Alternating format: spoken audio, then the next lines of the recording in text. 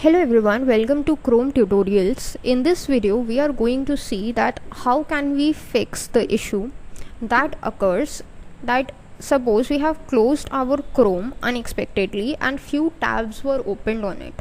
Then if we just reopen Chrome, then all those tabs are automatically reopened. So if you do not want the tabs to be reopened and you want a fresh start whenever you are starting up your Chrome browser again, then what you can do to fix this issue. So the solution is pretty straightforward. Just a few setting changes in Chrome will do the trick for you. So let us see the solution. So here is our Chrome window. Let's just click on three dots and click on settings.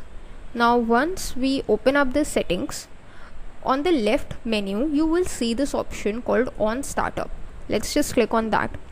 Now in this, by default, if continue where you left off is selected, then you will be facing this issue or this problem that whenever you are closing the Chrome window with some tabs opened, and once you are restarting the Chrome window, then all those tabs would be reopened. So just select it, open the new tab page. This will ensure that automatically a new tab will be opened whenever you are starting up Chrome. So just apply this, and there is no need to save these Google Chrome settings. That's it, and your problem would be solved.